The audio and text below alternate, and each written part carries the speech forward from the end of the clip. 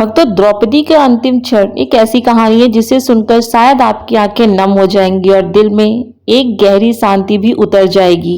कभी आपने सोचा है, एक ऐसी स्त्री जिसने जीवन भर अपमान, दर्द, युद्ध और बिछड़ने का घाव सहा, जिसने राजमहलों की रानी होकर भी हर पल अग्नि में जलते हुए जीवन जिया। जब वही स्त्री अपने जीवन के अंतिम क्षणों में अकेली रह जाती है तो उसके दिल में क्या चलता होगा। हिमालय की बर्फीली वादियों में जहां हर सांस एक संघर्ष बन जाती है, वहीं एक महान नारी धीरे धीरे अपने जीवन की आखिरी सांसें गिन रही है। उस समय उसके सामने कोई नहीं, ना उसके पांचों पति, ना उसका परिवार, ना उसका वैभव, बस यादें हैं, दर्द है और एक अधूरा सवाल, आखिर मेरे साथ ही ऐसा क्यों हुआ। लेकिन फिर उसकी जुबान पर एक नाम आता है, एक ऐसा नाम जिसने हर बार उसे टूटने से बचाया।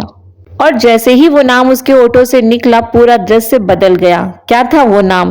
क्यों उसने अंतिम समय में उसी को पुकारा? और क्या सच में उस पुकार का जवाब मिला? आज की इस कहानी में हम आपको लेके चलेंगे महाभारत के सबसे दर्दनाक और भावुक पल की ओर। तो वीडियो को अंत तक जरूर देखिएगा, क्योंकि यह सिर्फ एक कहानी नहीं, एक कथा नहीं, यह जीवन का सबसे बड़ा सत्य है। भक्तों, कौरवों का अंत हो चुका था और पांडवों ने हस्तिनापुर पर राज किया। लेकिन क्या सच में सब कुछ समाप्त हो गया था? नहीं। युद्ध जीतने के बाद भी पांडवों के जीवन में शांति नहीं थी। उनके हृदय में अपने प्रियजनों को खोने का दर्द हमेशा जलता रहा। और सबसे अधिक दर्द वो सह रही थी पांचाली अर्थात द्रौपदी। वो नगरी जिसमें कभी महिमा, वैभव और शक्ति का स्वर्णिम इतिहास देखा था, आज वह अजीब सी शांति में डूबी हुई थी। महल तो अब भी वैसे ही खड़े थे, परंतु गलियां वैसी नहीं थी। राज सिंहासन भी वही था, लेकिन कुछ बदल गया था। या फिर यूं कहें कि बहुत कुछ, क्योंकि अब वह उत्सव नहीं था, वह हंसी नहीं थी, वो गर्व नहीं था। महाभारत का युद्ध समाप्त हो चुका था। उस भयानक युद्ध ने केवल कौरवों का अंत ही नहीं किया, उसने पांडवों के भीतर भी बहुत कुछ खत्म कर दिया। जीत तो मिल गई, लेकिन उस जीत की कीमत इतनी भारी थी कि उसे खुशी नहीं कहा जा सकता था। राजा बने युधिष्ठिर, लेकिन उनके चेहरे पर कभी राज सत्ता का गर्व नहीं दिखा। उनकी आंखों में हमेशा एक गहरी थकान और पश्चाताप की झलक थी। भीम, जो कभी शक्ति और उत्साह के प्रतीक थे, अब शांत और गंभीर हो चुके थे। अर्जुन, जिनका गांडीव कभी पृथ्वी को हिला देता था, अब अक्सर मौन और खोए रहते थे। नकुल और सहदेव, जिनके चेहरे पर कभी तेज और प्रसन्नता होती थी, अब वे भी भीतर से टूट चुके थे। परंतु सबसे ज्यादा जो मौन था, वो थी द्रौपदी। युद्ध के मैदान में जो भी हुआ उसे कोई भूल नहीं सकता था। हर दिन, हर रात पांडवों को उन चेहरों की याद आती थी जो अभी संसार में नहीं थे। भीष्म, द्रोण, कर्ण, अभिमन्यु और द्रौपदी ने अपने 5 पुत्र खोए। एक माँ के लिए इससे बड़ा दुख क्या हो सकता है। द्रौपदी ने सब कुछ देखा था, अपने अपमान का दर्द, अपने पुत्रों की मृत्यु और उस युद्ध की भयावहता। लेकिन उन्होंने कभी शिकायत नहीं की। उन्होंने अपने आंसुओं को भीतर ही भीतर समेट लिया। हस्तिनापुर में शांति तो थी, लेकिन वो शांति वैसी नहीं थी जैसी होनी चाहिए थी। वह एक भारी दबाव भरी शांति थी, जैसे कोई तूफान सब कुछ उजाड़ कर ले गया हो और अब केवल खामोशी बची हो। राजा युधिष्ठिर ने धर्म पूर्वक राज्य चलाया। प्रजा खुश थी, न्याय मिलता था, हर ओर समृद्धि थी, लेकिन उनके अपने हृदय में शांति नहीं थी। हर रात जब वे अपने कक्ष में अकेले होते तो उनके मन में वही प्रश्न उठता, क्या ये सब सही था? क्या इस राज के लिए इतना रक्त बहाना जरूरी था? एक दिन महल के एक शांत कक्ष में 5 पांडव और द्रौपदी एक साथ बैठे थे। वातावरण गंभीर था, कोई कुछ नहीं बोल रहा था। तभी युधिष्ठिर ने धीरे से कहा, भाइयों, अब समय आ गया है। सबने उनकी ओर देखा। हमने अपना कर्तव्य निभा लिया, अब इस संसार में हमारा मुंह नहीं बचा। उनकी आवाज में गहराई थी और एक निर्णय की दृढ़ता भी। भीम ने पूछा, भैया आप क्या कहना चाहते हैं? युधिष्ठिर ने उत्तर दिया, अब हमें सब कुछ त्याग देना चाहिए और उस मार्ग पर चलना चाहिए जहां से वापस नहीं लौटा जाता। ये सुनते ही कच्छ में सन्नाटा छा गया, लेकिन यह कोई अचानक लिया गया निर्णय नहीं था। यह वर्षों की पीड़ा, अनुभव और वैराग्य का परिणाम था। अर्जुन ने अपनी आंखें बंद कर ली। उन्होंने समझ लिया कि यह निर्णय सही है। नकुल और सहदेव ने बिना किसी प्रश्न के सर झुका दिया। भीम कुछ पल के लिए चुप रहे, फिर उन्होंने गहरी सांस ली और कहा, अगर आप सब जा रहे हैं तो मैं भी आपके साथ हूँ। और फिर सबकी नजरें द्रौपदी पर गईं। द्रौपदी चुप थी। उनके चेहरे पर ना कोई आश्चर्य था, ना कोई भय, बस एक गहरी शांति थी, जैसे वे इस क्षण का इंतजार कर रही हों। उन्होंने धीरे से कहा, जहां मेरे स्वामी जाएंगे वहीं मेरा मार्ग है। उनकी आवाज में समर्पण था और एक अटूट निश्चय भी। अगले ही दिन हस्तिनापुर में एक ऐतिहासिक घोषणा हुई कि पांडव अब राजपाट त्याग रहे हैं। राज्य की जिम्मेदारी सौंपी गई अर्जुन के पौत्र अभिमन्यु के पुत्र परीक्षित को। पूरा राज्य स्तब्ध था, लोग रो रहे थे। कोई नहीं चाहता था कि उनके प्रिय राजा और नायक उन्हें छोड़कर जाएं, लेकिन पांडवों का निर्णय तो अटल था। उस दिन हस्तिनापुर की सड़कों पर लाखों लोग इकट्ठा हो गए। उन सबकी आंखों में आंसू थे। जब पांडव महल से बाहर आए तो किसी के पास शब्द नहीं थे। लोग केवल उन्हें देखते रह गए। युधिष्ठिर ने अंतिम बार अपने राज्य की ओर देखा। उनकी आंखों में ना कोई मोह था, ना कोई पछतावा, बस एक शांति थी। और फिर भक्तों शुरू हुई यात्रा, जिसे इतिहास में कहा गया महाप्रस्थान। पांचों पांडव और द्रौपदी साधारण वस्त्रों में नंगे पैर, बिना किसी राजसी वैभव के, बस आगे बढ़ते जा रहे थे। उनका लक्ष्य था हिमालय, वह स्थान जहां से आत्मा स्वर्ग की ओर प्रस्थान करती है। रास्ता कठिन था, लेकिन उनके मन अब संसार से मुक्त हो चुके थे। ये केवल बाहरी यात्रा नहीं थी, यह एक अंदर की यात्रा थी। हर कदम के साथ वे अपने भीतर के मोह, अहंकार और दुख को छोड़ते जा रहे थे। हवा चल रही थी, पेड़ झूम रहे थे, जैसे प्रकृति भी इस महान यात्रा की साक्षी बन रही हो। सूरज की किरणें उनके मार्ग को रोशन कर रही थी। कहते हैं इस यात्रा में एक कुत्ता भी उनके साथ चल रहा था। वह चुपचाप उनके पीछे पीछे चलता जा रहा था। किसी ने उसे भगाया नहीं और वह भी कहीं नहीं गया। यह कुत्ता कोई साधारण नहीं, लेकिन यह रहस्य आगे खुलता है। भक्तों, महाप्रस्थान की ये शुरुआत केवल एक यात्रा की शुरुआत नहीं थी, यह जीवन के अंत की शुरुआत थी और एक नए दिव्य मार्ग का आरंभ भी था। महाप्रस्थान का यह पहला चरण था। ये हमें सिखाता है जीवन में एक समय ऐसा आता है जब सब कुछ छोड़ना पड़ता है। वैराग्य ही सच्ची शांति का मार्ग है। और सबसे बड़ी बात, सच्चे योद्धा वही होते हैं जो अंत में सब कुछ त्याग देते हैं। हिमालय की ओर बढ़ती वह यात्रा अब अपने सबसे कठोर रूप में प्रवेश कर चुकी थी। पांचों पांडव और द्रौपदी अब उस धरती पर चल रहे थे जहां हर कदम एक परीक्षा था, हर सांस एक संघर्ष। जैसे जैसे वो ऊपर चढ़ते गए, हवा पतली होती गई, ठंड तेज होती गई और रास्ते भी और कठिन हो गए। चारों ओर बर्फ ही बर्फ थी, सफेद चादर से ढके पहाड़, गहरी खाइयां और उन खाइयों के किनारे से गुजरती सकरी पगडंडियां। हर कदम सोच समझ कर रखना पड़ता था, क्योंकि एक छोटी सी चूक और सब कुछ समाप्त।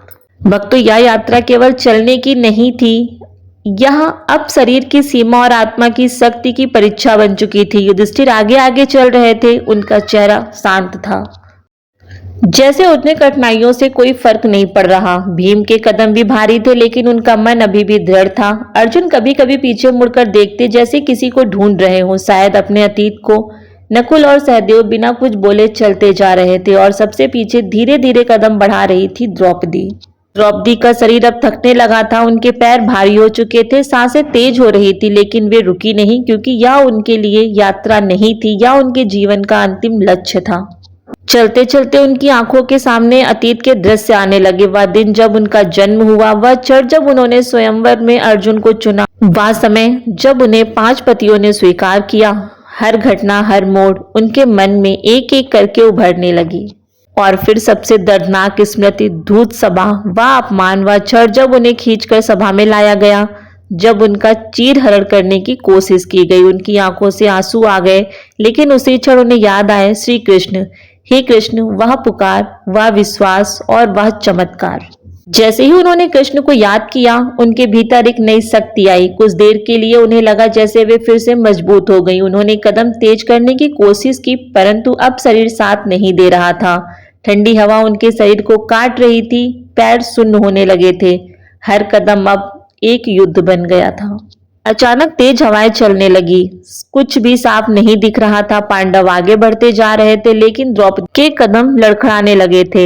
सब आगे बढ़ रहे थे और द्रौपदी धीरे धीरे पीछे छूटने लगी। उन्होंने एक बार पुकारना चाहा लेकिन आवाज गले में ही अटक गई। उन्होंने अपने आप को संभालने की कोशिश की, एक कदम फिर दूसरा कदम, लेकिन अब शरीर पूरी तरह से थक चुका था। एक बड़ा पत्थर और फिसलन भरी जमीन और द्रौपदी का पैर फिसला और वे नीचे गिर पड़ी। उनका शरीर बर्फ पर गिरा। ठंड ने उन्हें जकड़ लिया। सांसें भारी हो गई। आंखें धीरे धीरे बंद होने लगी। भीम ने पीछे मुड़कर देखा। द्रौपदी, उनकी आवाज गूंजी। उन्होंने युधिष्ठिर से कहा, भैया, हम इन्हें ऐसे कैसे छोड़ सकते हैं? युधिष्ठिर ने कहा, भीम, ये मार्ग ऐसा ही है, जो गिर जाता है उसे वहीं छोड़ना होता है। भीम का हृदय टूट गया। भीम ने फिर पूछा, लेकिन भैया, द्रौपदी ने क्या पाप किया था? युधिष्ठिर ने उत्तर दिया, उन्होंने अर्जुन से अधिक प्रेम किया था। ये केवल एक कारण नहीं था, यह एक प्रतीक था मानव होने का, भावनाओं का। बर्फ में पड़ी हुई द्रौपदी अब अपने अंतिम क्षणों में थी। उन्हें दर्द का एहसास नहीं हो रहा था। उन्हें ठंड का भी एहसास नहीं हो रहा था। उनके चेहरे पर एक हल्की मुस्कान आई, जैसे उन्हें सब कुछ समझ आ गया हो। उनके होठ हिले और उन्होंने धीरे से कहा, कृष्ण। उस एक शब्द के साथ उनकी आत्मा मुक्त हो गई। यह कथा हमें सिखाती है कि जीवन की यात्रा हमेशा आसान नहीं होती। शरीर की सीमाएं होती हैं, लेकिन आत्मा असीम, और अंत में सच्चा सहारा केवल भगवान होते हैं। पांडव आगे बढ़ चुके थे। युधिष्ठिर ने पीछे मुड़कर नहीं देखा। भीम की आंखें भारी थी, लेकिन वे भी आगे बढ़ गए। अर्जुन का हृदय कांप उठा, पर वे भी रुके नहीं। और अब द्रौपदी अकेले थी, पूरी तरह अकेली। उनकी सांसें अब धीरे धीरे भारी होने लगी थी। हर सांस जैसे एक संघर्ष बन गई थी। ठंडी हवा उनके शरीर को छू रही थी, लेकिन अब उन्हें ठंड का एहसास नहीं हो रहा था, क्योंकि जब जीवन समाप्ति की ओर होता है तो शरीर की पीड़ा भी धीरे धीरे समाप्त हो जाती है। उनकी आंखों के सामने उनका पूरा जीवन चलचित्र की तरह घूमने लगा। उन्हें याद आया वह दिन जब वे अग्नि से उत्पन्न हुई थी, राजा द्रुपद की पुत्री और एक दिव्य कन्या। जन्म से ही उनका जीवन साधारण नहीं था। फिर वह दृश्य सामने आया, उनका स्वयंवर, राजाओं की भीड़, महान योद्धा और फिर एक ब्राह्मण वेश में खड़ा एक वीर अर्जुन। जब उन्होंने लक्ष्य भेदा और द्रौपदी ने उनके गले में वरमाला डाली, उनके हृदय में एक अलग ही भाव जागा था।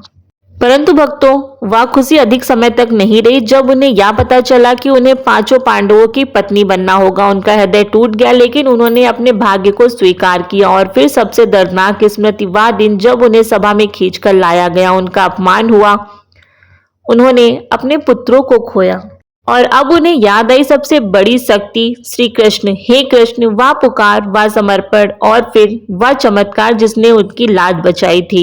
आज अंत का दिन था, सब कुछ समाप्त होने जा रहा था। अब उनका शरीर बिल्कुल शांत हो चुका था, सांसें हल्की हो गईं, लेकिन उनके भीतर एक अलग ही शांति जन्म ले रही थी।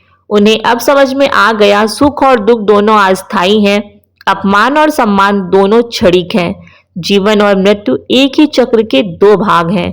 अब वह क्षण आया था जब आत्मा शरीर को छोड़ने वाली थी। उनके सामने एक प्रश्न था, इस अंतिम क्षण में किसे याद करूं?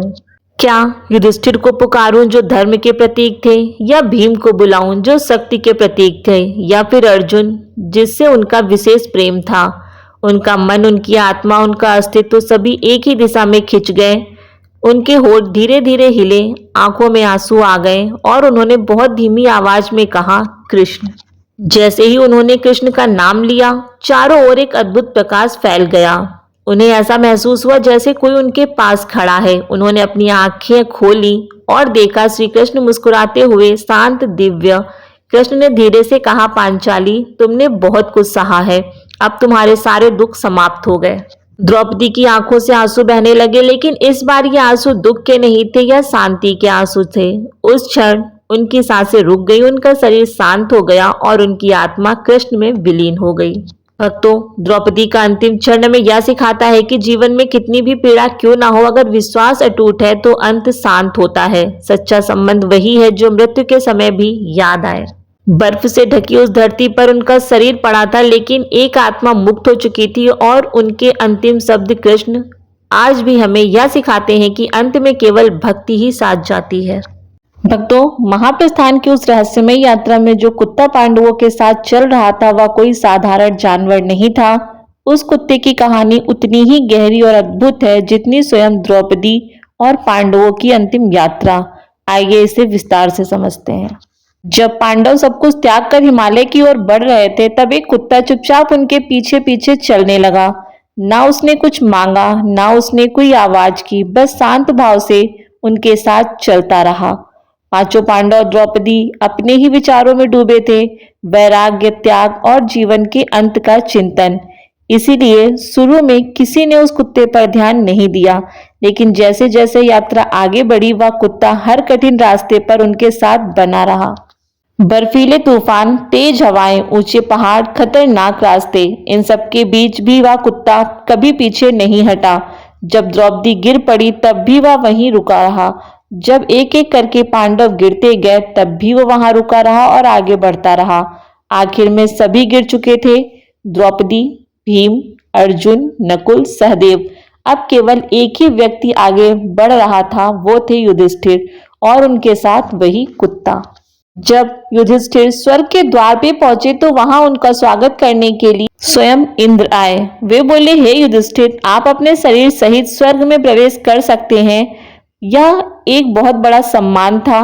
इंद्र ने कहा, लेकिन इस कुत्ते को छोड़ना होगा, स्वर्ग में जानवरों के लिए स्थान नहीं है। यह सुनकर युधिष्ठिर ठहर गए। उन्होंने कुत्ते की ओर देखा। वह कुत्ता अब भी शांत खड़ा था, जैसे उसे सब पता हो। मैं इस कुत्ते को नहीं छोड़ सकता। यह मेरे साथ अंत तक आया है। जिसने मेरा साथ नहीं छोड़ा, मैं उसे कैसे छोड़ दूं? इंद्र ने समझाया, तुमने अपने भाइयों और पत्नी को भी तो छोड़ दिया, तो एक कुत्ते के लिए क्यों रुक रहे हो? युधिष्ठिर ने शांत स्वर में कहा, मैंने उन्हें नहीं छोड़ा, वे अपने कर्मों के कारण गिरे, लेकिन यह कुत्ता, यह अभी भी मेरे साथ है, मैं इसे त्याग नहीं सकता। जैसे ही युधिष्ठिर ने यह कहा, अचानक वह कुत्ता बदलने लगा। उसका रूप दिव्य हो गया और सामने प्रकट हुए यमराज, धर्मदेव अर्थात युधिष्ठिर के पिता। वह कुत्ता वास्तव में था धर्म का प्रतीक, युधिष्ठिर की परीक्षा लेने वाला देवता, स्वयं धर्मराज यमराज। ये कहानी केवल एक कुत्ते की नहीं है, यह प्रतीक है जिसने जीवन में धर्म का पालन किया, धर्म अंत तक उसके साथ रहता है। कुत्ता वफादारी का प्रतीक है और युधिष्ठिर ने यह दिखाया कि सच्चा इंसान वही है जो अपने साथ देने वाले को कभी नहीं छोड़ता।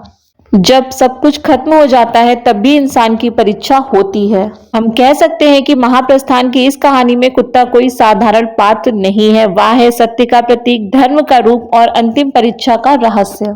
और ये कहानी हमें सिखाती है कि जीवन में चाहे कुछ भी हो जाए, धर्म और वफादारी कभी नहीं छोड़नी चाहिए। भक्तों, ये थी द्रौपदी के अंत की कथा। अगर आपको द्रौपदी की यह भावुक कहानी दिल से छू गई हो और अगर आपको भी लगा कि सच्चा सहारा अंत में केवल विश्वास और भक्ति ही होता है, अगर आपको भी कृष्ण नाम में वही शांति महसूस होती है, तो इस वीडियो को लाइक जरूर करें तथा इसे अपने दोस्तों और परिवार के साथ शेयर करें ताकि यह कहानी और लोगों तक पहुंच सके। क्योंकि ऐसी कहानियां मनोरंजन नहीं बल्कि जीवन की सच्चाई सिखाती हैं। और अगर आप चाहते हैं कि ऐसी ही महाभारत की अनसुनी, भावुक और रहस्यमयी कहानियां आप तक लाती रहूं, तो हमारे चैनल को सब्सक्राइब करना बिल्कुल ना भूलें, क्योंकि आगे आने वाली कहानी और भी ज्यादा चौंकाने वाली होगी। फिर मिलेंगे एक नई कथा के साथ। तब तक अपना और अपने परिवार का ध्यान रखें। जय श्री कृष्ण।